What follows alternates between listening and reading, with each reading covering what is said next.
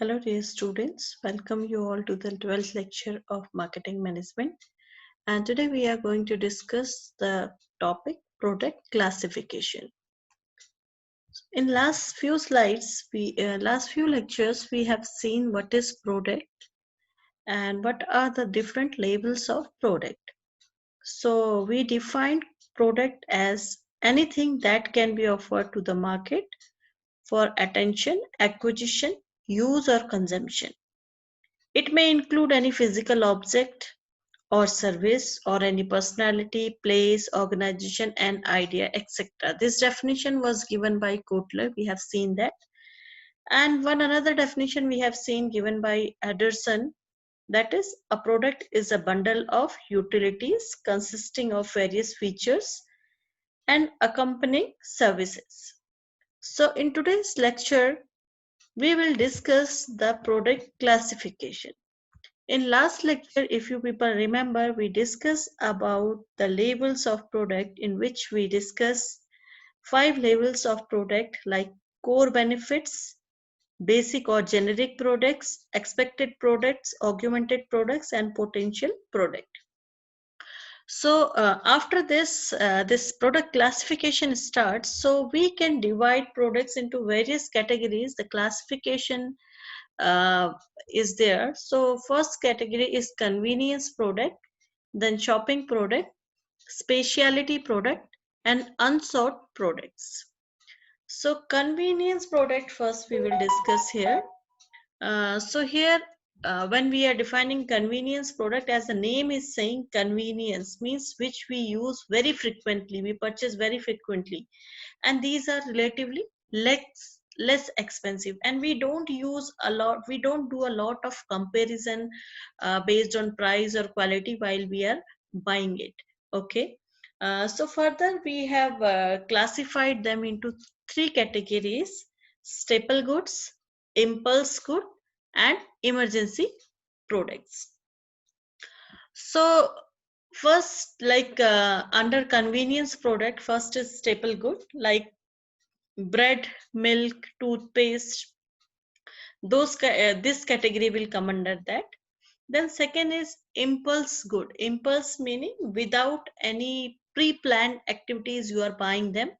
A pre-planned, you are not doing any kind of planning to buy it, just you are seeing it and you are buying it, like chocolates, magazines, perfumes. You might have also seen that in retail stores these products will be lying over near the billing counter, so that the people will just see and will catch it. Okay, so impulse goods. And then emergency products are there, like umbrellas, medicines are there, batteries are there. So this impulse and emergency product most of the time you can see near to the billing counters. Next is your shopping products.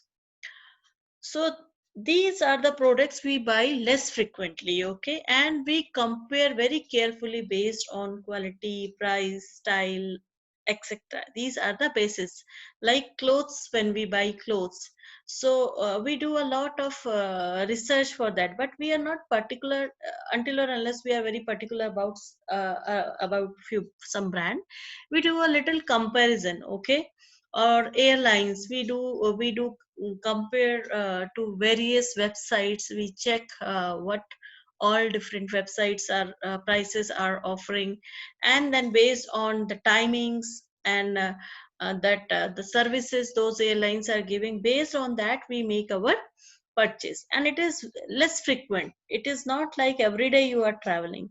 Similarly for clothing, this thing apply. Furniture, once in a decade you buy the furniture, and for that also you go to online, also you check price there. Offline you check price, you see the quality, which material it is, what are the cushions they are using, and based on that you make your purchase decision. Okay, so less frequently we are buying these products and we are comparing very carefully. Third one is specialty products. So these are the products which unique characteristic or specific brand, okay, like cars or watches are there. Okay, so when you plan to buy a car, Okay, once you are going to buy a car, already you have selected a car that I will buy this particular car. Okay, and all these features I will go with. So pre-planned everything you have decided in the before you are going to buy that product. So these products are called specialty product, and obviously the cost associated with these kind of products are very high. Third one is unsold product. So these are the products does not have much product awareness, like life insurance. Usually we don't go anywhere and buy life insurance. When some personal selling people approach us, then only we go for that. So it is like we are not really very interested about this, and awareness is also very less. So those products comes under this category. Now in your syllabus, one topic is there. What is the difference between customer products and industry products? So when we are saying consumer product, as the name is saying, related to consumer, use for end customer, for consumption. Okay, like it is not like you are storing it and doing some kind of operation in it and then further you are selling it. No, it is for ultimate last customer and for their consumption. Okay, it is bought by the final customer for their personal consumption. Those products will come under consumer product category. And the industrial product, or those we can say these are inventory also, the product which are bought by industries for further processing, okay, or used for conducting a business. Like let's say the example of Maruti. Okay, so they buy their tires, steerings for Sona steerings. Okay, so that is not the final product for Maruti. They are using those steerings into their cars. Similarly, nut bolts are there or tires are there. So they are buying from different other suppliers and then using it for the final production. Okay, so these products are not bought by the final customers. These are bought by other businesses and they further do a processing on them and make the final product. Now let's see, based on marketing mix, how we can explain those product categories. So convenience product, when we are saying, so for them product, convenient is there and they are bought very frequently. Little planning or efforts are required and customer involvement is very low. They are not particular about any brand. Okay, so whatever is easily available they can buy it. Okay, and the prices, let's see, we have learned in first lecture, uh, marketing mix, product, price, place, promotion. So product is convenience product. Now pricing, how to do pricing for convenient product. So pricing should be lower for them. In further third module we will learn the pricing strategies and methods. So right now you just see that prices for these products tend to be very low. Next is the placement. So those products are like widespread distribution is there. In every small shops or nearby shop you can get those kind of product. And promotion, we do a mass promotion for those products so that we can create the image of product in customers mind. Customers can remember us. Next is shopping product, and let's see what are the 4 P's for shopping products. So as we already explained, shopping products are bought less frequently and customer very carefully they compare, okay, the suitability, quality, price, brand, style, etc. So pricing for those products tends to be little higher, and places like selective distributors are there, a few outlets are there from where you can buy those products. And promotion is like advertising by producer and the reseller level, they do the promotion of those kind of products. Like furniture, there are specific store for furniture, or D decor is there, okay, or that any a particular supplier of furniture is there. So what you do, you go there and you select from the particular distributor. It is not like in each and every store you will get the furniture. Similarly for clothing also, there are selected distributors for clothings. Next one is your specialty products. So let's see what are the 4 P's for specialty products. So definition we have already seen. They have a unique characteristics or specific brand is there, and buyers make a special effort when they are buying the product. They do a lot of research and they compare different brands, and after that they decide which product, with which product they want to go. Prices, let's see, prices we will see here, prices are usually very high for those products.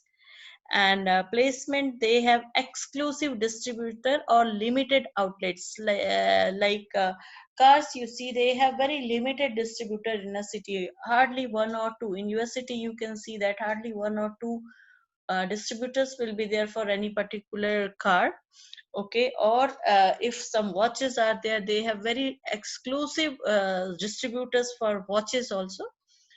And when we are saying promotions, so they very carefully they target which are their target audience, and they target only that particular audience.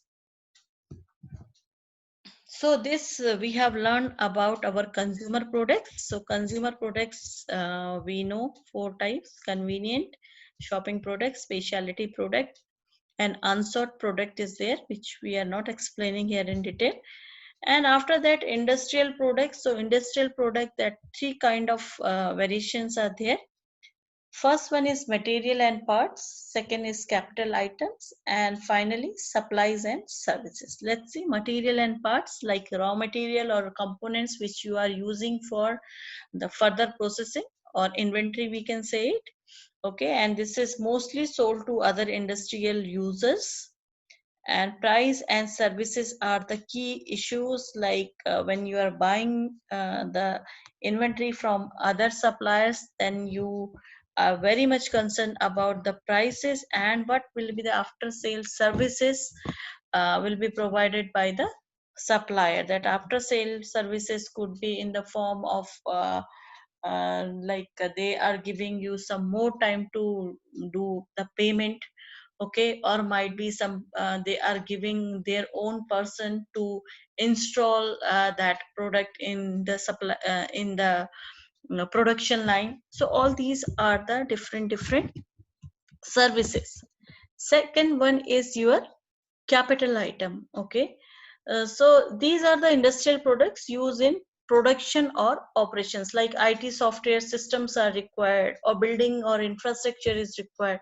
So these are the capital items, okay. Like softwares are there nowadays, automation is there is everywhere. So these manufacturers also buy the softwares, like your ERP software is there, or some automation system is there. So those items will come under your capital items. They are not directly involved in the manufacturing, but indirectly they are there. Third one is suppliers and services. So operating suppliers and business services are there basically under that. So operating supplies, like electricity is there, or some another kind of energy you are using.